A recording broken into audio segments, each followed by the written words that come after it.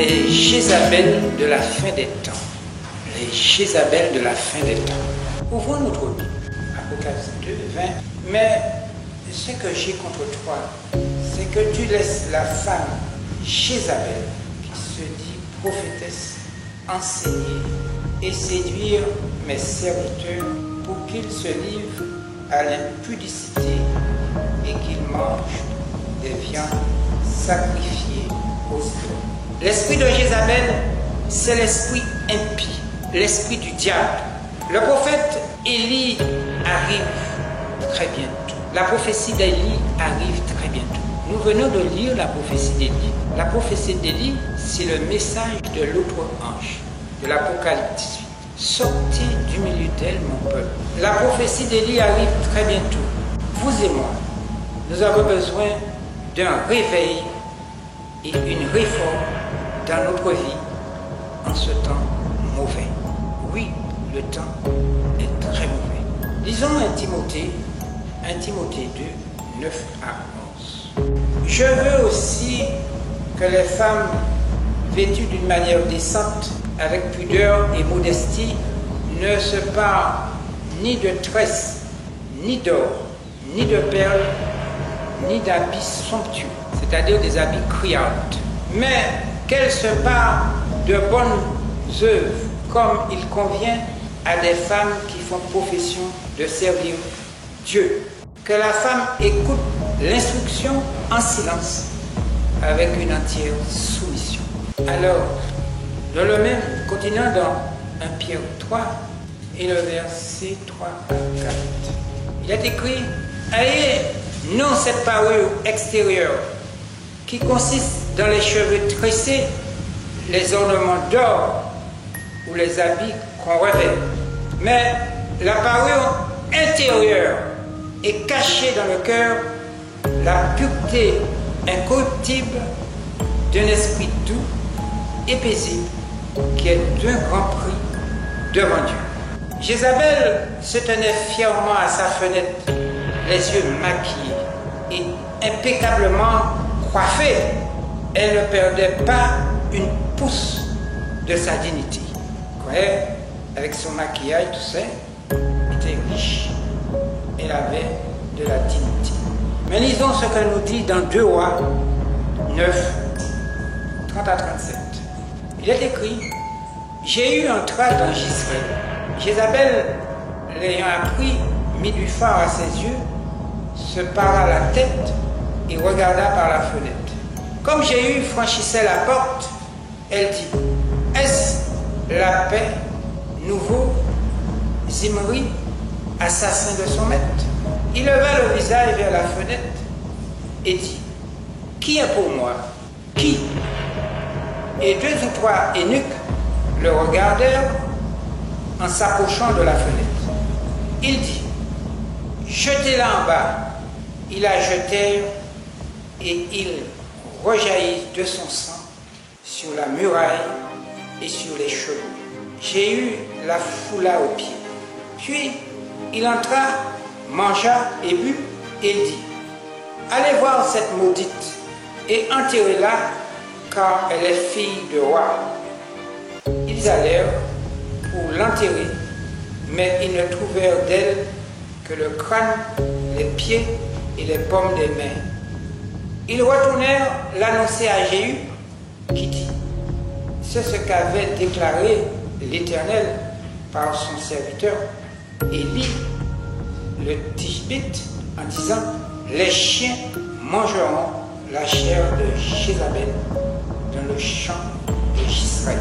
Et le cadavre de Jézabel sera comme du fumier sur la face des champs, dans le champ de Jezreel, de sorte qu'on ne pourra dire c'est Jézabel.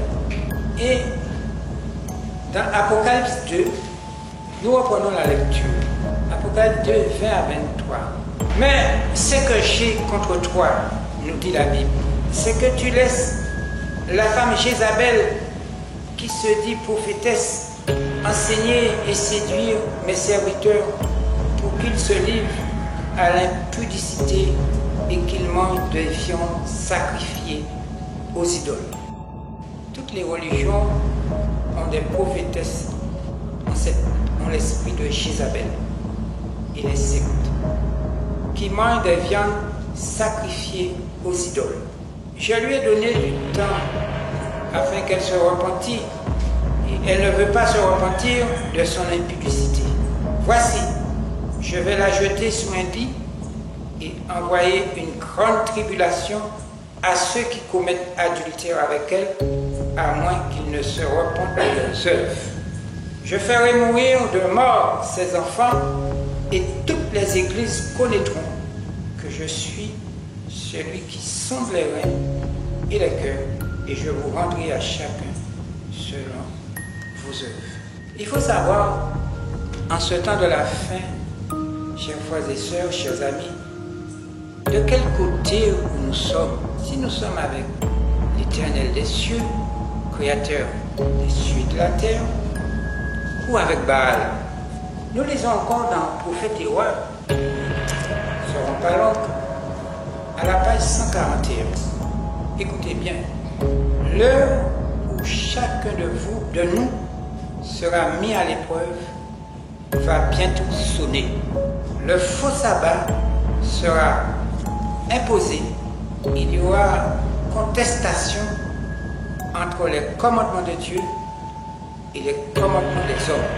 Ceux qui ont cédé peu à peu aux coutumes du monde s'inclineront devant les autorités plutôt que de s'exposer aux moqueries, à l'insulte, aux menaces d'emprisonnement et de mort. C'est pour cette raison, nous disons tout à l'heure là, je disais, ce n'est pas une petite affaire. À ce moment-là, l'or se séparera de la gangue, la vraie piété se distinguera nettement de la piété apparente et fausse. Nous sommes tous chrétiens, nous voulons tous aller au ciel, nous faisons tous le sabbat. Les étoiles que nous avons admirées pour leur éblouissante clarté s'obscurciront.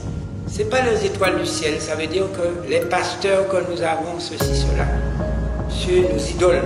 Les étoiles que nous avons admirées pour leur éblouissante clarté s'obscurciront. Ah oui, parce que là, il n'y aura pas... Ça s'appelle la bouche bée ou la bouche fermée. Ceux qui ont porté des vêtements sacerdotaux, mais qui n'ont pas revêtu la justice du Christ, apparaîtront alors dans la honte de leur nudité. Parmi les habitants de la terre, répandus dans toutes les nations, se trouvent des hommes qui n'ont pas fléchi les genoux devant Baal, semblables aux étoiles qui n'apparaissent qu'à la nuit. On ne les voit pas. Ils brilleront lorsque les ténèbres couvriront la terre et l'obscurité les peuples. Écoutez où se trouvent ces hommes-là. Dans l'Afrique païenne, dans les pays catholiques d'Europe. Vous savez que le catholicisme, c'est une affaire occidentale. C'est pas... D'ailleurs, ce n'est pas notre religion. Oui, c'est une religion forcée. Vous savez que le pape Martin IV a déclaré que les Noirs, ils ont la couleur du démon. Nous avons été forcés d'accepter cette religion. Alors je reprends.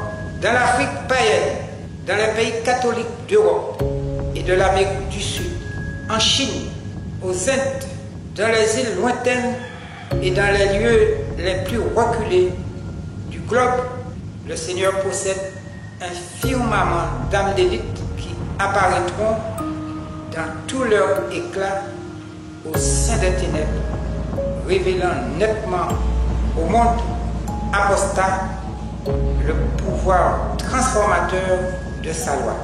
Déjà, aujourd'hui, nous les voyons apparaître dans toute nation, tout peuple, toute tribu et toute langue. Aujourd'hui, à l'heure de la grande apostasie, quand Satan tentera un suprême effort pour que tous, petits et grands, riches et pauvres, libres et esclaves, reçoivent sous peine de mort le sceau de l'obéissance à un faux jour de repos. Ces fidèles sans tache, ni rite, ni rien de semblable, prieront comme des flambeaux dans le monde. Si maintenant on a peur, là c'est des petites pécadilles, hein. Ce n'est rien, ce sont des petites pécadilles. Plus la nuit sera sombre, plus vif sera le retour. La nuit n'est pas encore sombre là pour l'instant. Comme il semblait étrange qu'Élie dénombra les fidèles d'Israël au moment où les jugements de Dieu allaient fondre sur la nation apostate. Il n'avait pu compter en effet qu'un seul homme du côté de l'Éternel. Il croyait qu'il était tout seul.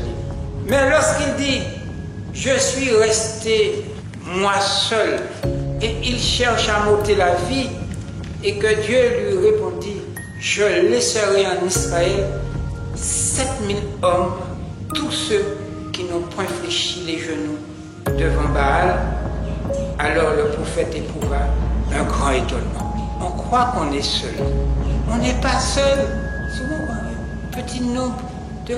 On n'est pas seul. Que nul n'essaie donc de nos jours de compter les fidèles d'Israël, mais que chacun possède un cœur rempli d'amour comme celui du Christ pour sauver les âmes qui se perdent. Nous avons peur de dire à nos prochains, il faut te préparer, il faut faire quelque chose, les choses, le temps est mauvais. Ne cherchez pas de richesse sous cette terre, cherche plutôt la parole de Dieu. Ne cherche pas de fortune. Nous avons peur de dire cela à nos enfants, à nos amis. Quelle est la leçon pour vous et moi ce matin, aujourd'hui? Jézabel est maudite. Nous devons chasser Jézabel dans notre foyer. Notre mission, comme Élie, c'est contrecarrer le courant du mal. Nous avons besoin du courage, une vigueur renouvelée, indomptable, du zèle ardent pour crier à haute voix. Sortez Jézabel chez vous, dans votre cœur. Jézabel est installée dans notre cœur, dans notre vie. Sortez Jézabel chez vous, dans votre cœur, dans votre foyer, dans votre maison, votre famille. C'est ma prière pour vous et pour moi-même.